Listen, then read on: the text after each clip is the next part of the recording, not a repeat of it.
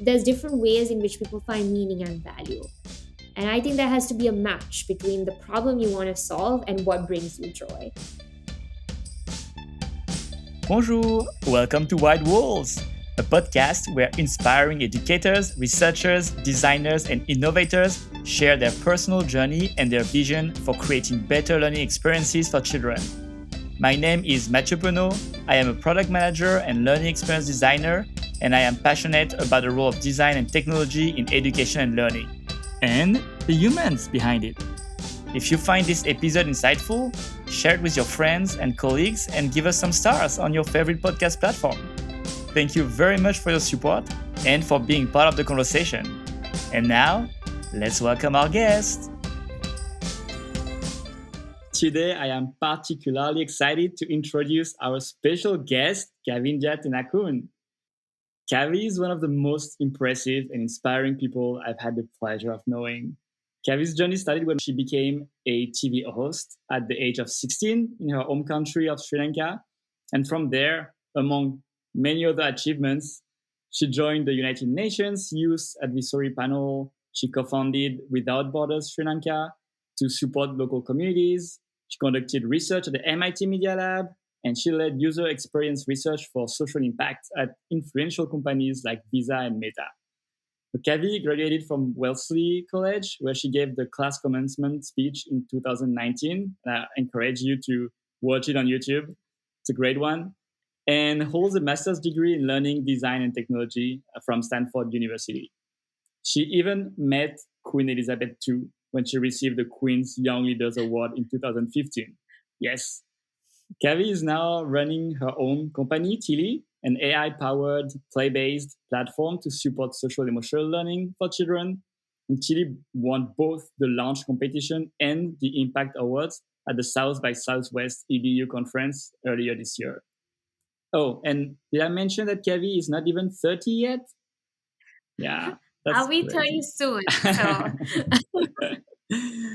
There are a million things I want to talk to Kavi about, but today we're going to focus on her personal journey, her approach and motivations for supporting social emotional learning for children, and her take on making a social impact through entrepreneurship, nonprofit organizations, and large private companies. Kavi, such a pleasure to have you on the show. Welcome. yeah, thank you for inviting me and thank you for doing this. I'm excited to record our conversations. Because we usually talk about these things, but this is fun. That's true. Kavi Yeah. is a good friend, and we've had so many fantastic conversations. And I'm glad that this one is going to be shared with the world. Recorded. So, Kavi, how do you feel when you reflect on your journey so far, from where you started to where you are now?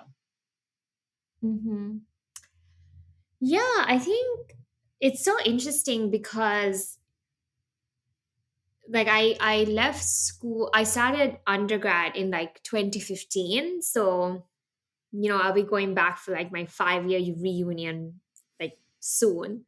And I left school in 2013. So it's been exactly 10 years since I left school. So I think this is interesting time to kind of also look back. Mhm. 70, I was 17 when I left school, and kind of this 10-year span.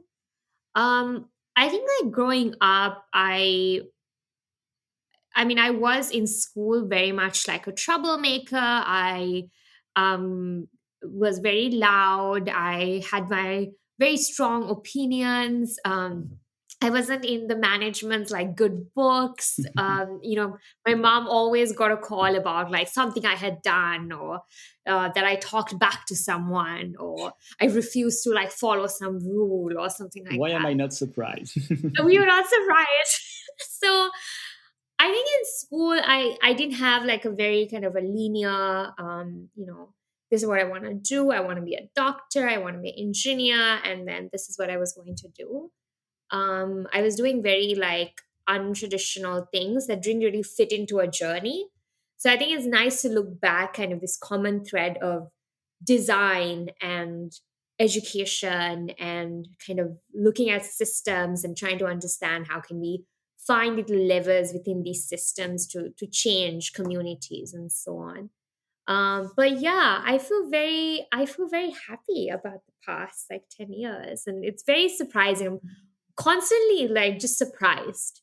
Like every time I complain about something, or I'm like, oh, I hate doing this, I always say, 17, 15-year-old Kavi would not have even imagined. So I think that's always a nice feeling. Nice. Yeah. Yeah, nice to anchor your current experiences in the past. Yeah. Yeah. In the past. hmm Yeah. And Yeah. I'm curious So about, that's what I would. yeah, no, that's great. And I'm curious about when you mentioned being a troublemaker at school. How was that received by the school? So this is funny because I'm actually not loved in my school. I don't know if that's what that says about me, but I wasn't like expelled or suspended or anything like that because I hadn't done anything wrong. But I remember kind of this final prize giving we had in school, where you're given your prizes for like your final exams and things like that. I like someone in school actually called my mom and was like, because she's done X, Y, and Z, she's not allowed back into school, so she has to come outside the school gate to receive all her prizes. And I remember it was this rainy day, and I was like 16, 17, like hmm really young, right? And I remember I didn't go to the graduation ceremony because I wasn't allowed. And somebody who was hosting the event said they came and actually used a black marker and like cut my name, lest like the person actually says it Oh, accidentally. wow. So it was very vicious in a very surprising way. Like now, since I look back, and now since I'm an educator, I'm like, that's very vicious to do to a 16-year-old. hmm And I remember it was a rainy day, and I was walking to school. I lived very close to school, so I used to walk to school, and I was crying. It was raining, and I was just crying as I went. Um, and I was like, I'll never do this to anyone else. Like I thought, this is so much hurt for like my 16-year-old like little heart. hmm And I was like, if I'm in this position, like I never want anybody to go through this experience again. So it was very hard. I'm sure I made life hard for other people as well, like in the management. But I loved my teachers. That was something. I had the most incredible teachers from like pre-K to grade 12. I had such a great support system of teachers who got me through school. But with the management, I was constantly pushing back on rules, asking why, and yeah. Yeah, So that's a good trait for an entrepreneur. right, just ask why. I'm like, why am I doing this? Why is this rule this way? Yeah. Exactly. And talking about teachers, like, is there a particular teacher that made a lasting impact on you? I remember every single teacher's name from kindergarten to grade 12. Wow. Like I like recalled it in my head, and I remembered every single one. And I think with most of them, I'm actually friends with them on Facebook, all of them. My friends would always tell me, "Oh my God, you're such a teacher's pet. Like you suck up to your teachers." And I'm like, I still do, because I just love them. I feel like they just opened this like world to me and saw something in me that I didn't see. And I'll mention one. I'm not going to pick a teacher because I love all like 24 of them. Um, my I used to do sports in school. So I used to do athletics. I used to run and do hurdles. And my sports coach, his name was Mr. Openacker, and he would, I think, leave home around 5 a.m. to come train us every morning. Wow. And then evenings too, he would train us. And I think by the time he got home, it was probably like 8 or 9. And he would still go by bus, he would get in a bus. And Sri Lankan buses are not like buses here. Like they're crowded, like it's smelly, it's crowded, it's hard. And he would be in the scorching sun, he would be in the ground with us. I remember I used to do the 100 meters run, so it was a stretch. And there were instances where he would run with you, cheering you. So he would be there from the beginning, just like running with you, like screaming and cheering. And he was just that sense of dedication and love for his craft to see a potential that many of us didn't see in ourselves and to motivate us to just be this best version of ourselves. I think he really helped me learn those lessons besides being a good sports person and all of that. So I think he really stands out. Wow. But Yeah, that's fantastic. also, quick funny story. But my teacher from kindergarten Mm-hmm. used to call her auntie, so Auntie Shampika. I reconnected with her, and she lives in San Jose now. No. It's crazy. I know she saw a graduation picture, and we reconnected.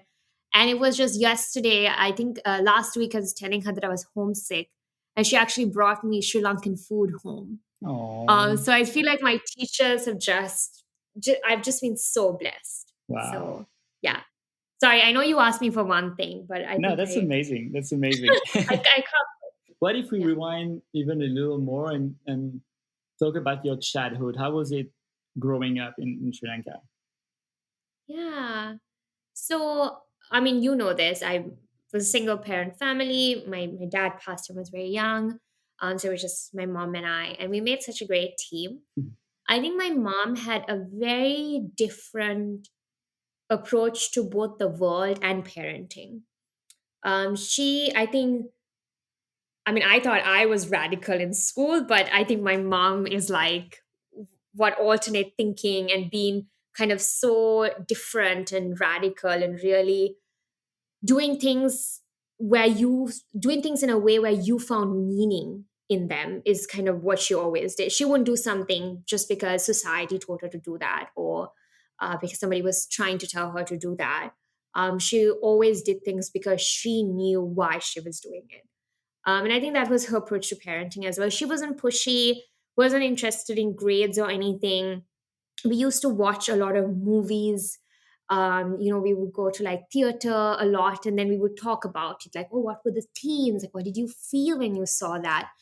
And we didn't have much, it was just her and I. But I mean, now I knew how much she struggled, but she didn't show it to me. I think she curated this really amazing world for me with like whatever little she had. We used to read a lot of books together. She read the newspaper to me and she would tell me what's happening in the world about politics, about civic issues, and all of that. So we had a lot of these adult conversations. And so that was in the city. But our hometown is a very small village that's about 3 hours away from the city. So I had that really good like city life, but also kind of this really nice, close to nature, climbing trees, life in like a very untouched village as well. So I think I had best of both worlds, and I had like an amazing childhood. Um, yeah, It's I awesome. think my mom really curated something nice. Yeah, and I've Yeah. seen some photos. It's so beautiful. I know. I think I've shown you a lot. Yeah, Yeah. pictures. It's beautiful. And I'm so grateful I had that mix. I mean, we didn't have much. Like, I think I got my computer when I was like in 10th or ninth grade. Hmm. But And what happened when you decided to move to the US? so US happened very, like in a very unplanned way. So when I joined the UN Youth Advisory Panel, the person who put the panel together was the deputy representative of UNICEF at the time. And you've met her, Antonia. And she met me again when I was 16. She was in the audience when I was giving a speech about the status of the girl child in Sri Lanka. So again, it was at the Sri Lankan parliament, and I was giving a speech, and I was like blaming like the prime minister for not doing a good job and just being myself. And she was in the audience. And to cut a long story short, she became kind of this incredible mentor to me. And she had gone to Wellesley herself and, told me about the school and, said, this might be a great idea for you to kind of go to college elsewhere. And I was like, I'm never going to be able to afford that. It's so expensive. And she really helped me through the application process and helped me get a full scholarship to Wellesley. So she really made that happen. And now arriving in the US, you're coming from Sri Lanka, you're Hmm. arriving in the US. What were your Hmm. expectations? How was that transition? I moved to Boston first, which is a terrible place if you're coming from like a tropical island. It was the winter, like September, August. It gets cold. I hated the cold. That was my first thing that just hit me. And I think I landed in flip flops because in Sri Lanka, you always wear flip flops, right? And then I had a very kind and wonderful host family. Shout out to Susan and Andy, who really like embraced me and helped me settle into Wellesley. And they were like, "You need like winter clothes and boots and all these things." So the weather really surprised me. But I think culturally also, the US is a lot of abundance, right? Like the pizza slices are big, like the Pepsi is like 5 times the normal size, and so that really like got me. It's like everything is big, everything is like a lot. And then I couldn't. I had trouble with the accent. I just couldn't understand what people were saying. So in class, I was like, "What did they say?" Like I totally missed that sentence. So it was hard for me to like understand. And people couldn't understand what I was saying either. So How do you learn that English in the first place? English I learned in school. I don't speak English at home. Didn't speak English at home. But mostly learned it in school. I spoke the language well. It's just that the accent was a little hard to, Yeah, yeah, I know that understand. from France. If you just rely on your English learning from school, it's going to be very hard if you go anywhere but I speak That's English. true. Yeah. Awesome. And from there, so you at Wesley, you get that experience of Wesley Mm. University and teaching and what's happening there. How do you see your career from there on? Yeah, I think Wellesley, like, really, like, I wouldn't have had it any other way. I think a lot of what I am today, how I see the world, like growing as a kind of a leader in my own space or running an organization, being that belief in myself really came from Wellesley. I think it was such a good environment to be around. You were just among strong women. That's that's what you saw. Your professors were women or non-binary folk, and you just saw this other world that was possible. I think after Wellesley, I went back home for a bit, but then I had already gotten into Stanford, so I knew I was coming here for grad school. So went to school, went back home for a bit, had this amazing opportunity to work for a tech company there, continued with our borders work alongside, and then came straight to Stanford and met you all, which was awesome. Yay! Yeah, and I believe that's where the adventure of Tilly Ah, started. that's right. And I think like Matthew, you all like I mean we all got like a front row seat into seeing these like amazing projects like become companies and side hustles and books and all those things. Yeah. I think when I came to Wellesley, I mean when I came to Stanford, because we're presented with this question of okay, what is a learning problem you want to solve? What is a Mhm. problem that you're so obsessed and passionate about that you want to solve through a learning angle? And I think for me, I always went back to the communities where I've taught in. And I think one of the biggest issues I saw was children who had experienced situations of child abuse and childhood trauma. I think what I saw was these cycles. It just didn't end. Children with trauma and situations of abuse, if they didn't get the resources that they needed, the counseling support that they needed, their lives are kind of upended. And then you see kind of these patterns of them becoming perpetrators and abusers themselves. And I think this was something I was just itching to kind of figure out, because I felt like there has to be a break in the cycle. And I thought maybe learning has some solutions for this. Even though it's not the only solution, learning has some potential. So it really started initially as a sex education curriculum. That's what I was playing around with, but very soon realized that maybe 13, 14 is too late to talk about these issues. Maybe there are Mm. some more deeper skills, like deeper mental models and values that need to be built. And that's when I came across like social emotional learning and really went into that space. Um, and yeah, until he came about through all of that. Yeah. Got it. What is your approach now with TD? So I think with Tilly now, we focus on 8 core social emotional learning skills. And our age category now is 5 to 8, 5 to 10. So we look at elementary learners. We really want to go below 5, but I think for now we're focused on 5 to 10.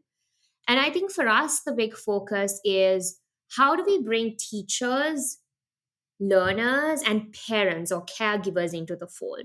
Because I think with social emotional learning, unlike other subjects, you need the entire ecosystem around the child involved. So that's why we're creating a lot of the experiences are very play based, very tangible, very fun, storytelling, so that you get the entire community around a child to be involved. So that's one differentiator. And I think the second is we're very keen on the measurement piece as well. Because cell is Hmm. inherently difficult to measure. Because it's not like math, you don't have a right or wrong answer. It's not like literacy, where you know if a child has pronounced a word or read a particular word well. Here it's things like self awareness, self management, kind of relationship skills, critical thinking. So we're very in the sphere of like experimenting with different measures of these skills as well. What have you learned on that? Because I'm curious too, because I know this is really hard. I know I've done a lot of work on creative learning, and creativity is also one of these skills that are hard to Measure, measure. yeah, And I'm wondering, like, yeah, what have you learned in this assessment or yeah. measurement piece? I think there are lots of great scholars who've already done like incredible work. I think Harvard has a program, Harvard has a lab called the ESOL lab, and they've done really great work in terms of mapping out all the different measures and frameworks for cell. And they've given us like such a good foundation to build our work on. And then obviously, Just want to say, SEL is for social emotional learning. Just if some people are not familiar with the acronym, yes. Oh, yes. SEL is Cell means SEL for yes. social emotional You know, learning. this is funny because I was having a chat with Akshika, who's our CTO, and I said something like cell tooling or something. And he's like, what is that? And I was like, social emotional learning. And he's like, oh, yeah, I keep forgetting that acronym. So, yeah, if I say an acronym, please call me out. Um, but yeah, and obviously, a lot of folks at Stanford have done incredible work in this space, like the Center for Early Childhood Education and so on. I think for us, the learning is how do we use games and play to measure in a way that the child is enjoying the assessment, where the assessment doesn't feel like an assessment. The assessment is play, or the assessment is a game, the assessment is joyful. So I think that's kind of a big like, how might we make assessments fun, make Hmm. assessments stealth is the big goal for us. And I think what we've learned is assessments need to be redesigned. I think we need to approach assessments through kind of a human centered, like a learner centered experience design perspective. I think the research is there, the research is great, the measures are great, but it's not user friendly. So I think that's what we've learned, and that's the gap we want to work on. Okay, making a transition from research to actual application. Exactly. Yeah. It's yeah, how do we take it out of PDFs and build it into games and fun stuff? Yeah. And how would you say social emotional learning is approached between the US and Sri Lanka, since you've been Mm, learning a lot about it here in the US, but also applying it with yeah. Tilly in Sri Lanka and also growing up in Sri Lanka? Yeah. You know, that's actually a really good question because something I've realized is because Chile has levels, so we have 5 levels. And I've noticed that even within Sri Lanka, there are some schools where, for example, our level 1 is in some schools used by second graders. In another school, it's used by a third grader. And in another school, it's used by a first grader. Because we do a diagnostic for the leveling. So I think these levels of kind of emotional awareness and resilience is so different, even within communities in a small country like ours. It's so different. I think like comparing Sri Lanka and the US, I feel like in Sri Lanka we still have this very strong community feeling. where children are brought up within a community. So it's not just your nuclear family. You have your grandparents, you have your neighbors that you play around with, you have aunts and uncles, and they all live fairly close to each other. Obviously, that's changing slowly, but I feel like a majority of children have that community feeling. But I feel like here it's a little more isolated than that. And I think that also affects the way children build their social emotional learning skills.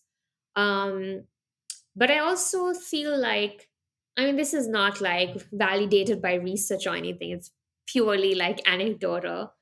Um, I feel like in Sri Lanka, we're more expressive. We'll Hmm. have these big emotions that will show. We'll, Yeah. if we argue, we'll be very like passionate about our exchange of ideas. And if I don't like you, I will tell you that this is the reason why I don't. It's very expressive, it's very loud and kind of in your face. But I feel like in kind of these Western societies, it's a little more formal. It's a little more guarded. It's a little more, you will process your emotions before you kind of say it out loud. Hmm. I think that's just a personal kind of observation. Yeah. Very interesting. So I guess that must impact the way you also present, like build a tool and present. Yeah, no, that's true. And I think for us, a big goal is like designing for the communities we're in. Um, because in Sri Lanka, we're in all three languages, and the color palettes and the designs. So we've always tested with the kids and the teachers and the communities we go into. And that's really important to us to make children feel like they're seen in the content. You can't design in Palo Alto for the world. Like you just can't. You can't design in one of the most privileged centers of the world and assume that a child in Sri Lanka is going to be able to relate. A child in India is able to understand. Um, yeah, I think it's a problem. I understand now since I'm running a company, it is costly to personalize. Mhm. Like it is difficult. It's not easy. But I think you need to intentionally build that into your design process from day one. To know that just because you tested with a few fancy schools in Palo Alto, that doesn't mean it's going to work in like South Asia. So yeah. Totally makes sense. And I'm Yeah. curious also about the technology that you use for Tilli. What role does it have? And Mhm. when you design tools with technology, what are some of the guidelines that you keep in mind? Yeah. I think I'll talk a little bit about kind of the design practices Mhm. and guidelines. I think one of the big things we always focus on is like three things. One is design for joy. How do we build, whether it's a color palettes, and you've seen Tilly, it's kind of really bright and fussy and warm and happy. So how do we design for joy?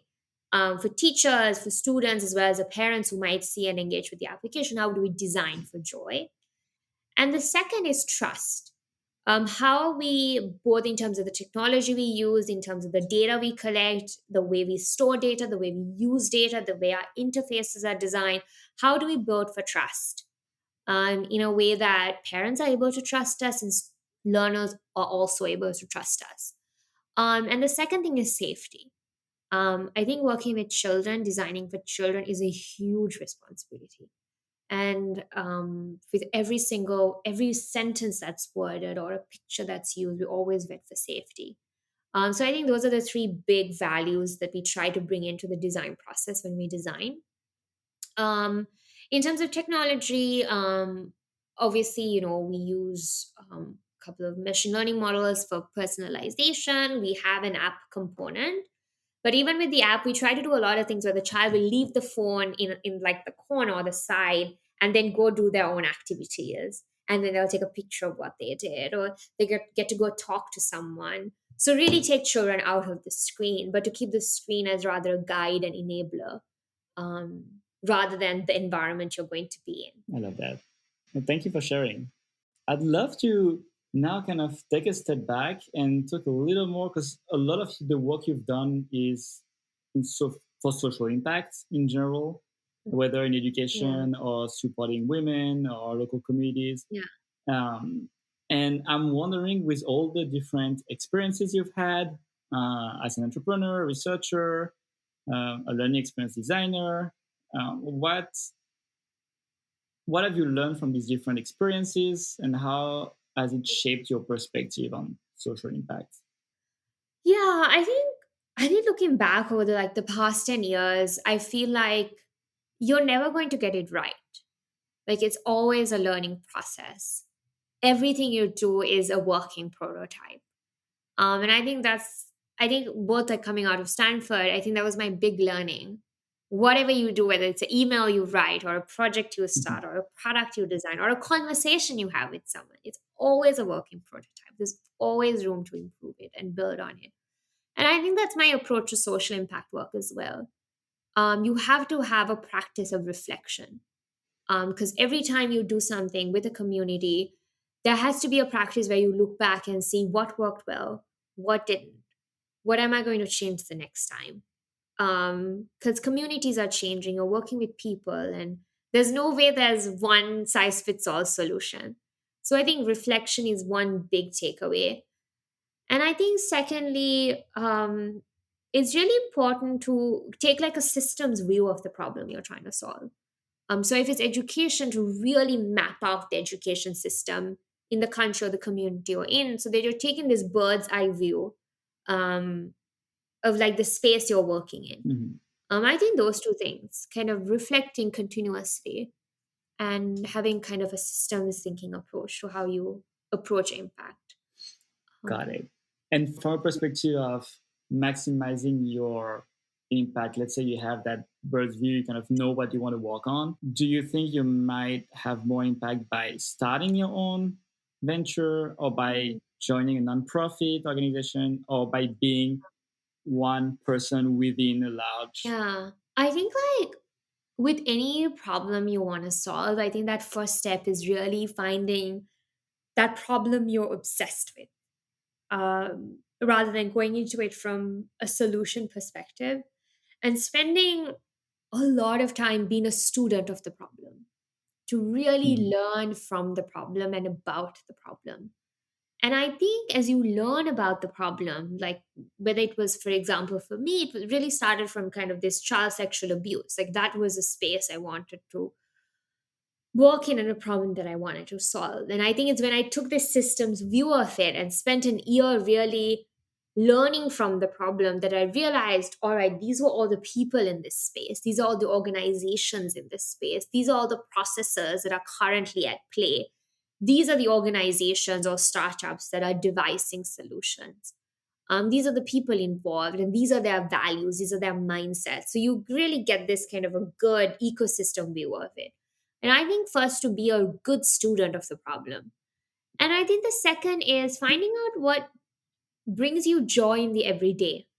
Because I think some people get so much joy by leading and setting the vision and the blueprint and gathering a group of 10 people to kind of build something or make that change happen. Other people are just great operators. They are really good at taking the vision of someone and really bringing it to life. And I think people get different, there's different ways in which people find meaning and value. And I think there has to be a match between the problem you want to solve and what brings you joy. Yeah. Yeah, I love that. Of looking back at yourself and make sure that you also place yourself in a situation where you will find joy and Yeah. motivation. Exactly. Like every day, I mean, not all days will be great, right? Like we've been in jobs we love, but the every day sometimes like you have bad weeks. But I Yeah, think more than that, sometimes the end is not enough to motivate you. The change is not enough to motivate you. You need to have joy in kind of that every day of what that 9 to 5 looks like. So yeah. And there's a yeah, sense of fulfillment when you know you're applying your skills in the right yes, place, you're maximizing your skills in the right exactly. place, and Yeah. that's really when you make I feel like there impact. should be a third piece to that. I feel like the problem, joy, and skills. I think that should be the middle ground. Yeah. Awesome. And another topic that I wanted to talk about with you, which we kind of talked about a little bit with the education companies, but there's a lot of leading large nonprofit organizations that support initiatives in developing countries, like Sri Lanka and our funded usually by Western countries and Western philanthropists. And what's your experience with that and your perspective on that system? Yeah. I'll tell you a small story. Because when I was founding with, after we founded Without Borders, we did work with maybe two or three kind of international donors who funded projects that we were working in. And I remember there was this one organization, a large donor, who was supporting a project that we were running. Um, Suddenly sent us an email on a very important Sri Lankan holiday. So they had wanted something on Friday, um, Friday evening. And somehow this email is coming to us on Monday, when Monday is a holiday for us, a very important national holiday. And the email basically said, we haven't gotten this one thing we wanted you to send. We're going to cut down funding for the next year if we don't get this. And this happened last year. Well, I completely lost it. And for me, I realized if I was in Sri Lanka, I would have scrambled together and sent it out to them because there is that sense of dependency. Because we want that money to be able to do the work we want to do, work that is meaningful to the communities we're in. But this time, I think I copied like the senior, like I think the CEO of the fund. And I said, this is unacceptable. You do not get to talk to my team like this. And I was like, you need to acknowledge that you're coming here from a place of extreme power as the donor. And we are from a developing country, but you need to apologize to us, to my team. And it fascinates me that I would never email you on Christmas. I won't ask you something on the 4th of July. Then why are you not aware of a national holidays of a country in which you are running a project in? That level of cultural sensitivity is completely missing in you. And I think my team was just shocked by that email because I think we never have that agency because there is an imbalance in power. And of course, we got the apology and things worked out well. I think from then on, my approach to working with donor agencies in countries like this, in countries like North America, Europe, and so on, has changed. Um, I make sure I have that conversation about the power imbalance before we go into any kind of conversation about the project or anything like that. And I think countries like us, we need to reclaim that power. Um, and yeah, I think I've had a lot of learning in the past 2 years of kind of this imbalance and not tolerating that anymore. But I think I am able to be in that position of power because of the privileges that I now have. Because I know even if they pull out the funding, I will be able to bring that funding to the table. But I think without mhm. that, I won't be able to make those calls or stand up for myself or my team. So it's a real problem. It's a real problem. But Yeah, I can see yeah, that. I can imagine. And it's interesting that he did apologize. Like you have to put it in front of them that's what and I'm like, oh saying. yeah. Such a it's his attitude, the way you talk, the way you draft emails. It's so much it's very soft power. Hmm. Um, I really hope nobody who's like funding Without Borders now is watching this. They're like, no wonder she sends very point blank cold emails to us. Well, now they know that it comes from right when you were a child at All school, right, so that's who you are. exactly. Exactly. Yeah. No, I like that. And would you identify as an activist? That's a good question. I've worked with so many activists. I've been involved in a lot of protest movements, even back in Sri Lanka, even recently. I don't think I am brave enough. I think like during the last protest that happened in Sri Lanka, I think there I saw who real activists were. I think I'm not even close to that.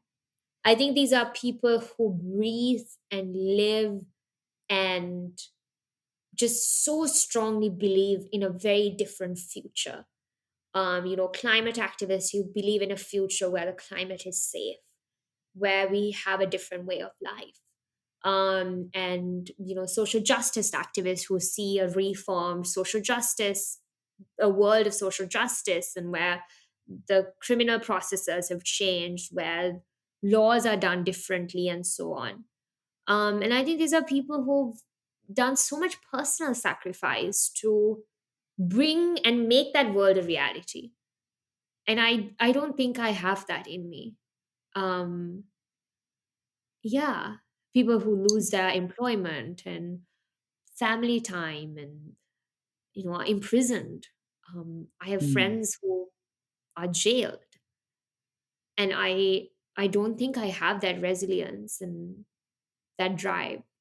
I want to, but I think to be an activist is a much higher a higher Hmm. title that I don't deserve. But yeah, Got it. Yeah. yeah, Kind of it. You need to have that intense optimism about the future in a yeah, way. yeah. Hmm. No, that's a good word. I agree. It's this sense of optimism for a different world that Hmm. you want to leave behind. And these are people who will never enjoy the benefits of their activism. And they know that. Like the world they're trying to create wouldn't be created in their lifetime. But they're spending every living second for that world that they would never get to enjoy. And I think that's like the ultimate form of like sacrifice. And Hmm. It's very true. um, That leads me to like a big question, and maybe you don't have an answer for it, and that's fine. probably I don't. just, what do you think should be or could be the role of activism in education? Mm, yeah.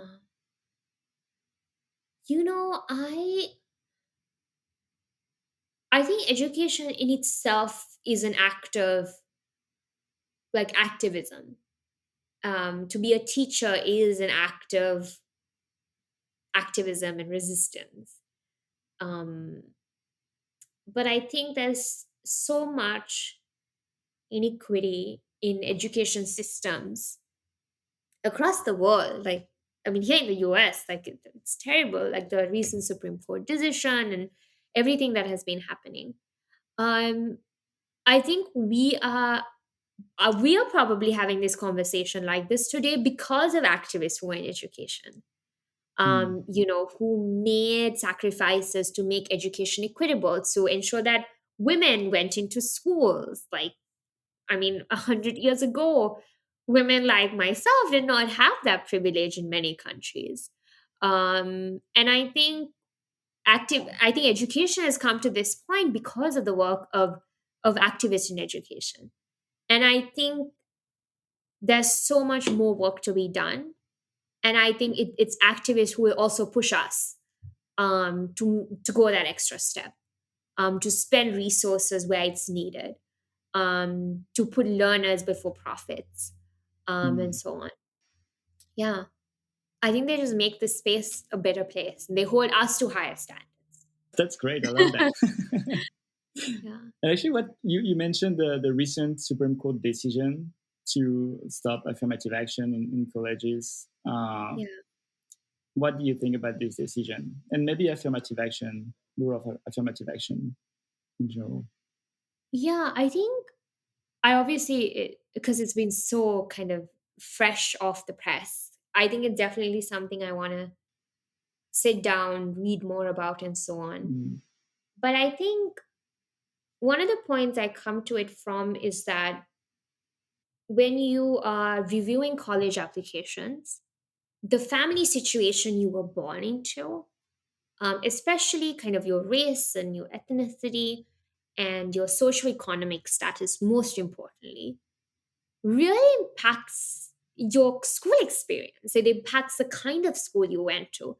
It impacts the kind of SAT help you got. It Mm. impacts how you wrote your essays, if you got help from a tutor, if you had parents who had gone to college and were able to review your application or help you with schoolwork. It determines the amount of time you had to do schoolwork as opposed to doing a part-time job. It impacts whether you were able to get support for mental health issues you might have been struggling with. So I think how good of a college applicant you become is always impacted by these forces. Um, I am sure there is a world somewhere out in the future where affirmative action is not needed, where everybody has equal access. But I don't think we're there yet. And I think that is the point that I always go back to. And now, my favorite question of the interview, which is if you could design a school around one thing, what would it be and why? That's a really good question. Yeah. I think I would do something that is really more focused on nature and like tactile play and teaching kids how to cook, how to plant a garden, of how to build a tree house, of just general life skills, how to change a bulb, how to repair something, um, and just more real world skills that gets them closer to nature. Hmm. Like a school in a forest, or a school in the woods, or the school in the mountains, or something like that. Yeah, I would sign up for that. Yeah, I think there's like so much that Yeah. happens when kids connect with nature. Yeah. Yeah. Why is that? Can you expand a little bit on that? You know, I think maybe this is my homesickness speaking, because I think when I haven't gone home in like 2 months, I get very homesick. I just think that I feel like there's so much that I learned growing up, not in the city, but in the hometown, like my mom's village. Just kind of, I don't know. I used to build these like little doll houses from like sticks, and I would like have a little kitchen and set up the structure in the house, like these basically houses that you could live in. Um, and then I would catch like tadpoles. Like we used to have a little stream by the house, and would catch tadpoles. And in the evenings, I would catch snails, and I would catch how many snails have been there. And I would, whatever is cooked in the house was picked from the garden, and I saw how trees grew and vegetables were made, and I would see how like a flower turns into a fruit. And um I had a pet peacock and a pet cow, and I feel like there was this connection to kind of a very simple life, connection to nature and the earth, that kids nowadays miss. I think there's That's something very like around true. recreating that would be Yeah. nice. I definitely have like a lot of memories that you brought back to me by all these examples, like Right? making like Yeah. snail races, like picking up snails Yeah. and making Oh race, yeah, you or put snails and you like yeah, race each other. Yeah. yeah, And like I remember I used to do rain, we would make these little boats, and then like with the rain, I don't know if like France is rainy, but you would send like boats and you would see like which boats yeah. I made it the first. I don't think kids nowadays make boats. And there's so much learning in that. So much learning happening So when doing these much kind of activities. physics, you Mhm. know, water power and things like that. But 100%. yeah, I think just kids to be kids and to play. I think play, Hmm. to just play. Play the Yeah, word. yeah. Awesome. Well, thank you, Kavi. That's Of course, this is so all much the fun. questions I had for you. Yeah, it was great. I I loved it. It's really fun. Where can people find more information about you, Tilly, or your work? So Tilly has very strong social media presence. So if you go search Tilly for Kids, we have our website. It's www.tillyforkids.com. We're on Instagram, Twitter, all across the place. I'm mostly active on Twitter, but I'm also on LinkedIn. If people want to talk about anything, learning sciences, play, social emotional learning, I always love talking to people interested in this work. That's Awesome. why you And I encourage all of you to follow Kavi because she's doing a fascinating work. And thank you for doing that. thank you for hosting. And this is so much fun.